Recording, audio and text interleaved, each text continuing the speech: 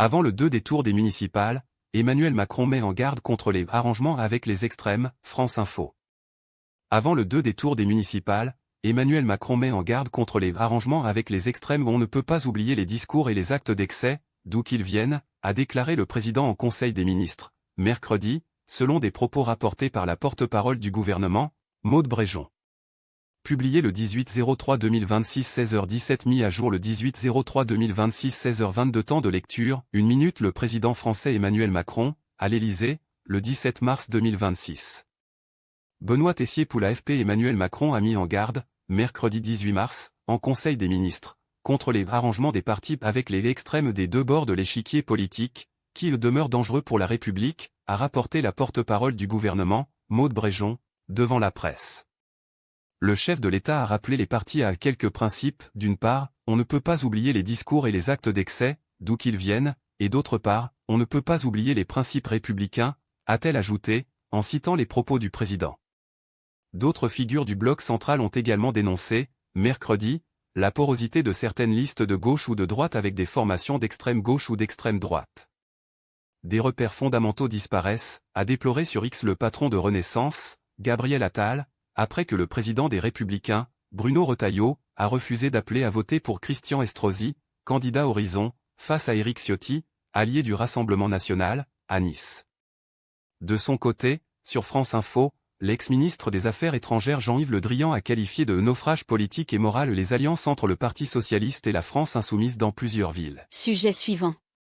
Ce soir, je n'ai qu'une seule adversaire, c'est Rachida Dati, affirme Emmanuel Grégoire lors du débat d'entre-deux tours des élections municipales à Paris, France Info. Ce soir, je n'ai qu'une seule adversaire, c'est Rachida Dati, affirme Emmanuel Grégoire lors du débat d'entre-deux tours des élections municipales à Paris. Les trois candidats qualifiés pour le second tour des élections municipales à Paris se confrontent mercredi soir dans un débat télévisé. Publié le 19-03-2026 minuit 16 mis à jour le 19-03-2026 minuit 17 temps de lecture. 1 minute la candidate LFI à la mairie de Paris Sophia Chikirou à gauche, le candidat socialiste Emmanuel Grégoire au centre et la candidate LR Rachida Dati à droite, lors d'un débat organisé en amont du second tour des élections municipales sur BFM TV, le 18 mars 2026, à Paris. Bertrand GUYAFP. Le ton est animé. Ce soir, je n'ai qu'une seule adversaire, c'est Rachida Dati, a déclaré mercredi 18 mars Emmanuel Grégoire, lors d'un débat télévisé sur BFM TV et Le Figaro TV, avant le second tour des élections municipales à Paris où il affrontera la candidate LR Rachida Dati et l'insoumise Sophia Chikirou. Celui qui est en tête dans les sondages considère que Sophia Chikirou, arrivée 3e dimanche, comme sa concurrente, alors que celle-ci a estimé être la seule opposante à Rachida Dati. Vous ne pourrez pas être élu dimanche maire de Paris sans le soutien explicite de l'extrême droite parisienne et nationale, au vu des très nombreux responsables qui vous ont apporté leur soutien, Jordan Bardella, Bruno Gollnisch, toutes les générations. On dirait le comité de soutien de Marine Le Pen. C'est une faute morale, a-t-il également étrié.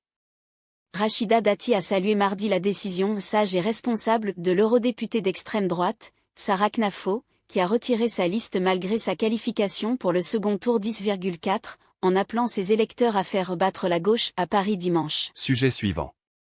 L'union des droites est inéluctable, elle avance, assure Éric Ciotti, candidat à la mairie de Nice, France Info. Publié le 18-03-2026 23h07 mis à jour le 18-03-2026 23h07 temps de lecture, 4 minutes, vidéo, 4 minutes arrivé en tête du premier tour des élections municipales à Nice, Éric Ciotti, patron de l'Union des droites pour la République UDR, réagit dans le 20h du mercredi 18 mars à la prise de position des Républicains, son ancien parti, et réaffirme sa volonté de voir les droites s'unir, malgré le manque d'alliance avec l'extrême droite pour le second tour. Ce texte correspond à une partie de la retranscription de l'interview ci-dessus. Cliquez sur la vidéo pour la regarder dans son intégralité. Léa Salamé, vous êtes arrivée en tête dimanche soir. Ce mercredi 18 mars a été marqué par un imbroglio dans votre ancienne famille politique, les Républicains. Après avoir refusé de donner des consignes de vote entre vous et Christian Estrosi, ce matin, Bruno Retailleau a clarifié sa position. Il dit ne pas vous soutenir, désapprouver votre rapprochement avec le Rassemblement national. Les Républicains ont aussi rappelé toute la journée leur soutien à votre adversaire. Comment réagissez-vous ce soir à ce qu'il s'est passé? Éric Ciotti, je ne sais pas s'il faut en rire ou en pleurer, mais je suis assez triste de regarder ce comportement un peu erratique de cette famille à laquelle je reste très attaché. Mon parti, l'UDR, porte le nom du dernier parti du général de Gaulle. Donc, qui suivre, qui écouter? Je pense que ce matin, Bruno Retailleau a parlé avec ses convictions et son cœur. Il a dit qu'il ne voulait pas soutenir Christian Estrosi du fait de sa campagne délétère, et je crois qu'il a raison. Après, vous savez, ce ne sont pas ces consignes, quelles qu'elles soient, qui vont influencer les Niçoises et les Niçois. Nous sommes dans une élection municipale. Les consignes d'état-major politiciens, surtout lorsqu'ils sont aux prises à des revirements permanents, n'ont finalement que peu d'importance. Vous espériez, avec Jordan Bardella, faire l'union des droites à l'occasion de ces municipales. Vous avez tendu la main à la droite, aux Républicains, dès le soir du premier tour. Votre main n'a pas été prise. À part quelques petits accords locaux, comme à Reims, l'union des droites, ça ne marche pas. C'est une chimère?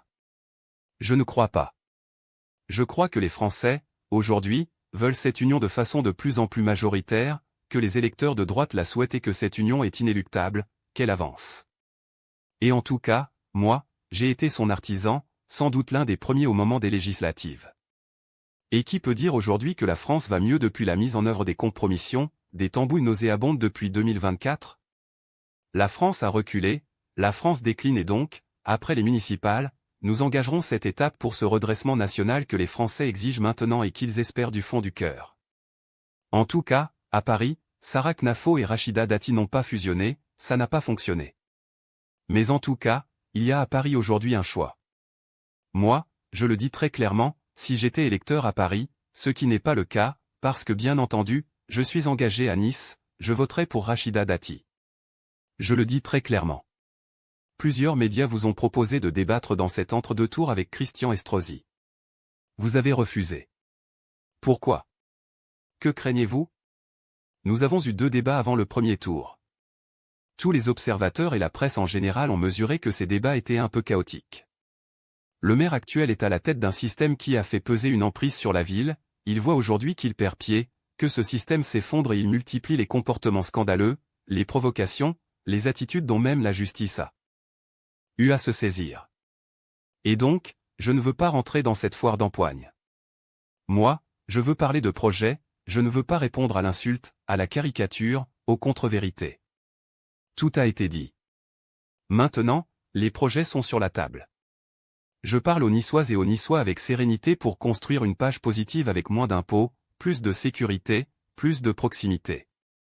Là est mon seul enjeu aujourd'hui. Sujet suivant. Avec le nini de Bruno Retailleau pour les municipales à Nice, les Républicains préparent-ils les esprits à une union des droites? France Info. Le patron des Républicains a refusé de soutenir Christian Estrosi dans son combat face à Éric Ciotti, suscitant les critiques au sein du parti de droite. Ses proches démentent toute stratégie visant à promouvoir une future alliance avec le Rassemblement national. Bruno Retailleau a choisi de ne pas choisir.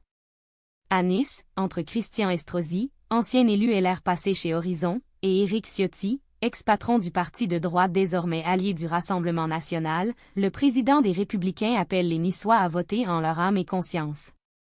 Je ne donne pas de consignes dans les conditions de cette campagne absolument délétère dans laquelle je ne me retrouve pas, ni d'un côté ni de l'autre, a-t-il déclaré sur BFM TV mercredi 18 mars. Cette position est évidemment saluée par l'UDR, le parti d'Éric Ciotti, car elle entrouvre un peu plus les portes de la mairie aux députés des Alpes-Maritimes, qui est en ballottage favorable. Je remercie Bruno Retailleau d'avoir condamné la campagne délétère de Christian Estrosi et de retirer son soutien au candidat macroniste, a réagi Éric Ciotti sur X. Ce sont les restes d'un compagnonnage. Malgré leurs divergences stratégiques, ils ont gardé de bonnes relations humaines, commente Guilhem Carayon, vice-président de l'Union des droites pour la République. Faut-il voir au-delà un geste politique et un premier pas vers ce qu'on appelle l'Union des droites, c'est-à-dire une alliance entre les Républicains, Reconquête, l'UDR et le Rassemblement national? C'est ce que déplore Horizon qui, dans un communiqué au vitriol, dénonce une équidistance inacceptable entre les deux candidats. Nous demandons aux Républicains de clarifier leur position non seulement à Nice, mais aussi nationalement, et de réaffirmer qu'ils partagent notre volonté de lutter contre les extrêmes en toutes circonstances, écrit le parti d'Édouard Philippe. Du côté de l'UDR, c'est bien dans ce sens qu'on interprète la prise de position du président des Républicains. Pour nous, c'est un pas de plus vers une union avec nous pour l'année prochaine et la présidentielle plutôt que vers une alliance avec le Bloc central, juge Guilhem Carayon. C'est une question de cohérence. Il pense comme nous à 95. Il ne veut pas s'associer à ce cirque d'un barrage contre l'extrême droite, poursuit-il, visant les appels de Christian Estrosi à un front républicain. Les proches de Bruno Retailleau balaient l'argument. Il n'y a pas de stratégie politique derrière. C'est vraiment lié à la campagne niçoise qui a été épouvantable, justifie l'entourage de l'ancien ministre de l'Intérieur. Estrosi drague ouvertement la gauche et le vote communautaire. Il a dépassé les bornes. Il a bénéficié de l'accord national avec Horizon pour qu'on le soutienne. Il ne faut pas nous en demander trop non plus. Éric Ciotti a été intelligent, il a fait une campagne locale sans mettre trop en avant ses liens avec le RN.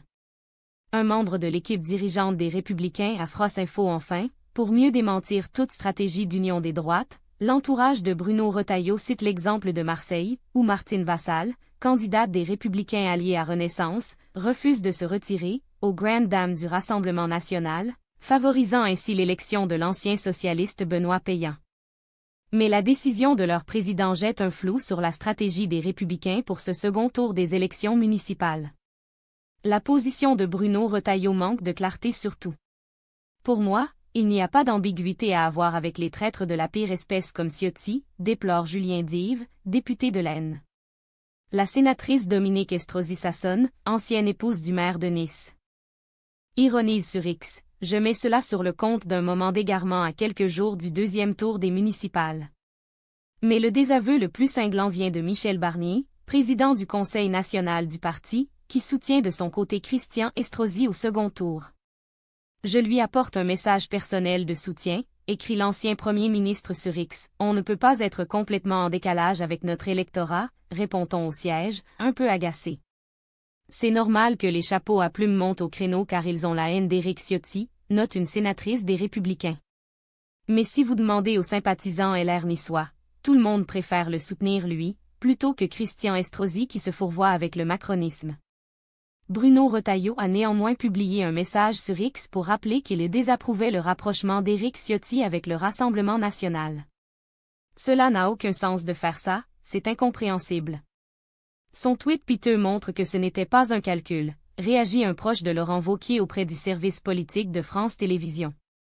Dimanche, Bruno Retailleau avait pourtant fixé les règles, pas d'alliance avec le RN, alors que dès 20h, à l'occasion de sa prise de parole, Jordan Bardella tendait la main à des listes de droite sincères. Sur le plateau de France Info, Geoffroy Didier, vice-président des Républicains, confirmait qu'il y aurait des sanctions pour les contrevenants. Nous ne sommes pas extrémistes, ni extrême droite, ni extrême gauche. Nous sommes toujours accusés de faire ce que nous ne faisons jamais, à savoir s'allier avec les extrêmes. Déclarait l'eurodéputé.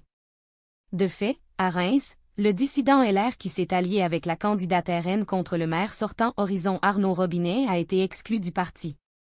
À Brie-Comte-Robert, en Seine-et-Marne, le candidat LR présente aussi une liste commune avec le RN. L'exclusion du parti lui est également promise. Mais au-delà des stratégies d'alliance, de maintien ou de retrait, les discours peuvent également prêter à confusion. À Paris, Rachida Dati a certes rejeté la main tendue de Sarah Knafo, candidate de Reconquête. Rachida Dati avait dit durant toute la campagne de premier tour qu'il n'y aurait pas d'alliance avec le parti d'Éric Zemmour, donc il n'y a pas de surprise là-dessus, ça avait été très clair, rappelle Nelly Garnier, l'une de ses proches, sur France Info. Mais en se retirant, Sarah Knafo entend faciliter son élection. Invitée sur CNews, Rachida Dati a salué un geste fort et une décision responsable. Elle a également reconnu des points de convergence sur le programme en matière de propreté, de sécurité ou de réduction des dépenses. Je vous demande de me faire confiance, a-t-elle conclu en s'adressant aux électeurs de Sarah Knafo. Il n'en fallait pas plus pour que l'équipe de son rival Emmanuel Grégoire pointe les dangers d'un rapprochement idéologique des deux candidates. Rachida Dati porte la candidature de la droite et de l'extrême droite, cingle Lamia El Harraj, colistière du candidat PS, sur Ici Paris-Île-de-France. Nous avons une candidate qui est prête à tout brader, y compris l'esprit républicain, y compris ses valeurs, pour un plat de lentilles, en réalité pour ses ambitions personnelles, poursuit l'une des porte-paroles de campagne. Voilà les républicains rattrapés par le débat rituel sur leurs intentions stratégiques vis-à-vis de l'extrême droite. Alors que le premier tour a offert de bons résultats au parti de Bruno Retailleau, l'installant comme la première force politique municipale, il s'offre une énième crise interne. Dans 3 semaines, plus personne ne parlera de Bournazel, Dati et Estrosi, estime un proche du président des Républicains à France Info. Ce qui restera, c'est la sincérité avec laquelle vous vous exprimez. Et Bruno Retailleau a été sincère ce matin. Conclut-il. Sujet suivant. Coup bas, pression, sentiment terrible, pourquoi Philippe Dessertine a retiré sa candidature à Bordeaux à la dernière minute? La rumeur de son retrait de la course à la mairie de Bordeaux a couru toute la journée de ce mardi 17 mars. Et puis, dans la soirée, l'économiste libéral Philippe Dessertine l'a confirmé, sans donner de consigne de vote. Si le candidat macroniste Thomas Cazenave salue cette décision, l'écologiste Pierre Urmic dénonce des pressions et une brutalité dans le débat démocratique. Résultat des élections municipales 2026. Consulter les résultats, c'est un coup de théâtre dans la campagne des municipales à Bordeaux, pour ne pas dire un coup de tonnerre. À 19h, ce mardi 17 mars, lors d'une conférence de presse, le candidat libéral Philippe Dessertine a annoncé d'un ton solennel et la tête baissée « Je dois me rendre à l'évidence, la victoire n'est pas envisageable ». Un retrait de dernière minute qui interroge, car le troisième homme de ces élections municipales bordelaises qui a obtenu 20,20 au soir du premier tour, n'a cessé de marteler depuis des semaines qu'il ira jusqu'au bout, refusant toute alliance avec le candidat macroniste. Ces deux adversaires ont réagi dans la foulée de ce retrait pour le moins inattendu. Parmi les colistiers de Dessertine, la déception est immense. Les mots prononcés hier soir par Philippe Dessertine lors d'une déclaration grave et solennelle, dans une salle cantonale, sont en totale opposition avec le discours tenu durant toute la campagne. Pour autant, l'économiste assure avoir pris le temps de la décision entre les résultats de dimanche soir et ce mardi, date limite pour déposer sa liste en préfecture.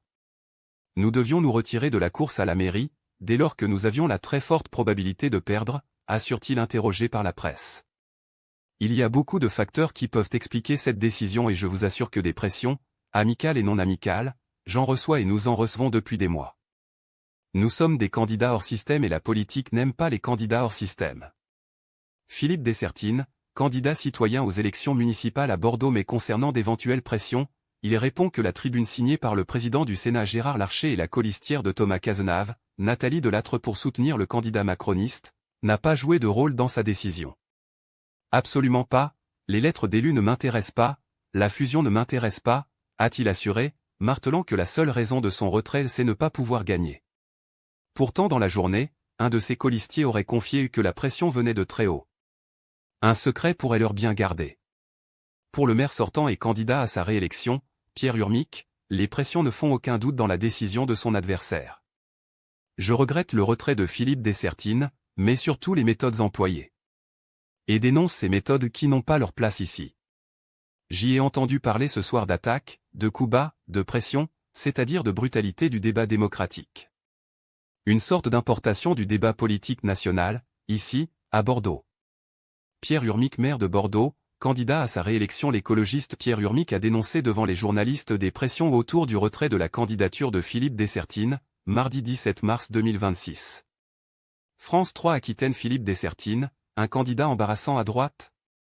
Avec ce retrait, on passe d'une triangulaire à un duel plus classique gauche-droite qui n'inquiète pas le candidat écologiste.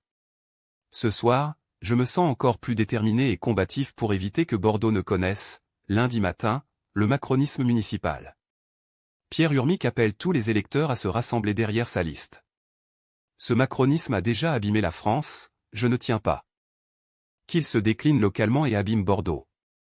Les Bordelais, choqués par ces méthodes, se retrouveront derrière un candidat qui ne les a pas habitués à ça, je ne veux pas du drapeau du macronisme à Bordeaux.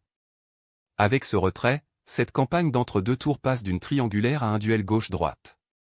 De quoi offrir un boulevard, du moins d'un point de vue arithmétique, au candidat macroniste.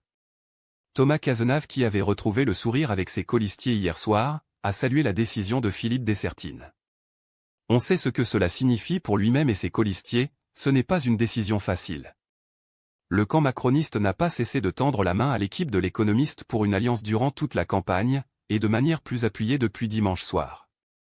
Jusqu'à la dernière minute, on a cherché à bâtir le rassemblement le plus large possible, l'alternance est indispensable à Bordeaux, et elle peut réussir si nous sommes les plus rassemblés, a ajouté Thomas Cazenave, insistant sur les points communs avec Dessertine.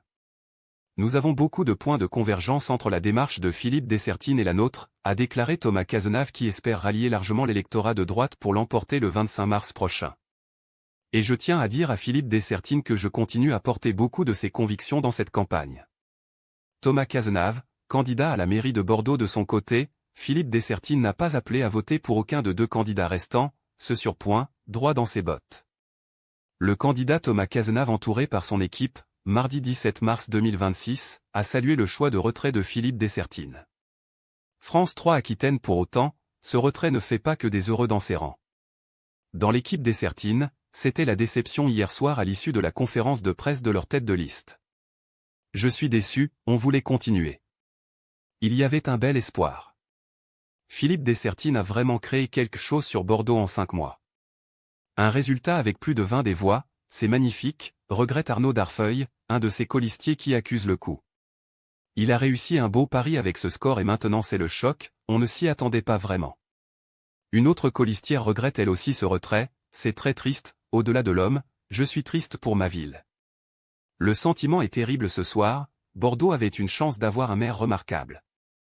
Bénédicte Roureau, colistière de Philippe Dessertine. Est-ce que l'électorat plutôt à droite de Philippe Dessertine se reportera sur la candidature de l'ancien ministre d'Emmanuel Macron, Thomas Cazenave? Gêné par la question, Arnaud Darfeuille assure ne pas avoir fait son choix pour dimanche, comme dit Philippe Dessertine, les électeurs sont libres et voteront en leur âme et conscience.